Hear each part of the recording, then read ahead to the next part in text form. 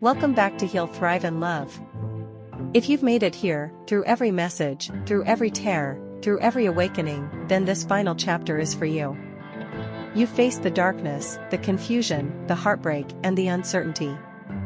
You've questioned everything, your purpose, your path, even your worth. But you kept going. And now, it's time to step into something new, something whole. Healing doesn't always end with fireworks or grand celebrations.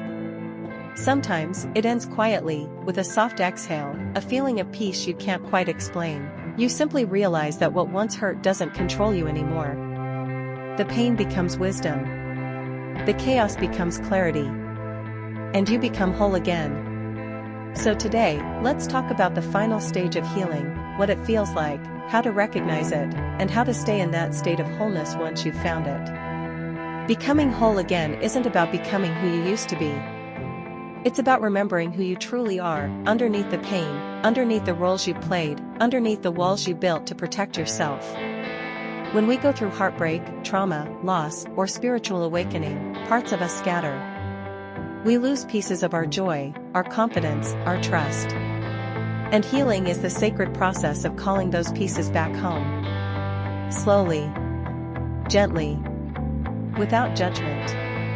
It starts with awareness, realizing where you abandoned yourself. Maybe you silenced your voice to keep the peace. Maybe you stayed small so others could feel comfortable. Maybe you believed you weren't enough. But you're learning now that you always were. You were never broken, only disconnected. And now, you're finding your way back to the center of your being, where peace has always been waiting. When you reach this stage, it's subtle, there's no grand announcement. But something inside shifts. You no longer chase validation. You no longer fear being alone. You no longer see your past as something to escape but as something that shaped you. Wholeness feels like finally being at home in your own body. You breathe deeper. You speak softer. You listen to your intuition again. You stop explaining yourself to people who never understood you. And most importantly, you forgive. Not because what they did was right, but because your peace matters more than your pain. Forgiveness becomes your freedom. In this space, you begin to see beauty again, in ordinary things, in laughter, in quiet mornings. You start to realize that the healing journey was never about becoming perfect, it was about becoming real. Every loss, every ending, every dark night taught you something sacred. Maybe it taught you resilience. Maybe it showed you compassion. Maybe it reminded you that endings are just disguised beginnings. The final stage of healing is about integration. You stop swinging between the extremes of love and fear, attachment and avoidance, doubt and faith. You find balance. You understand that your shadow, the parts you once hated, also deserves love. You learn to sit with your emotions without letting them define you.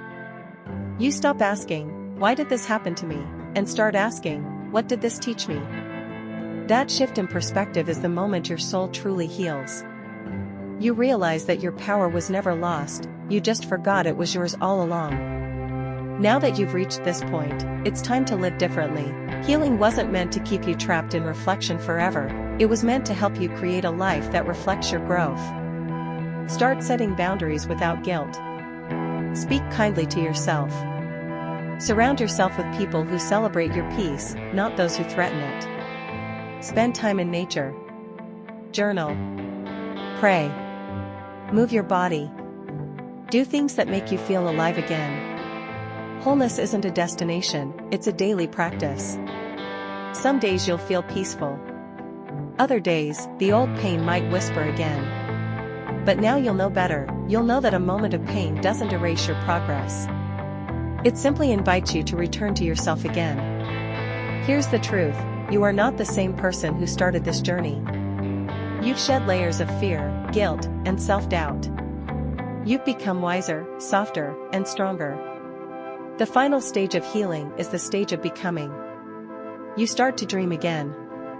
You start to trust again. You start to love again, not because everything is perfect, but because you finally feel safe enough to open your heart. Healing never promised to make life painless. It promised to make you powerful. And you are powerful in your gentleness, powerful in your awareness, powerful in your ability to choose peace over pain. You no longer need closure from others. You no longer wait for apologies that may never come. You've given yourself permission to move forward. You'll start noticing how calm your energy feels around others. You're no longer easily triggered, no longer seeking validation, no longer absorbing negativity. You become magnetic, not because you chase, but because you become whole. People will feel your light. Some will be drawn to it. Others may feel uncomfortable around it, and that's okay. You're not here to be understood by everyone. You're here to live in alignment with your truth.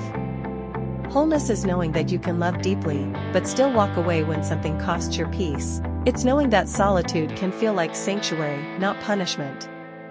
It's realizing that nothing outside of you can complete you, because you were never incomplete to begin with. As we close this chapter, I want you to take a deep breath and place your hand on your heart. You've walked through shadows and found the light. You've released, surrendered, forgiven, and reclaimed yourself. That is true healing. So wherever you are right now, whisper to yourself, I am whole. I am free. I am home. If this message resonated with you, take a moment to like, share, and comment below. Tell me what healing means to you now, at this stage of your journey.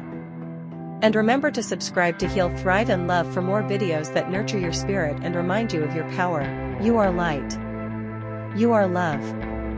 And this is your beautiful new beginning.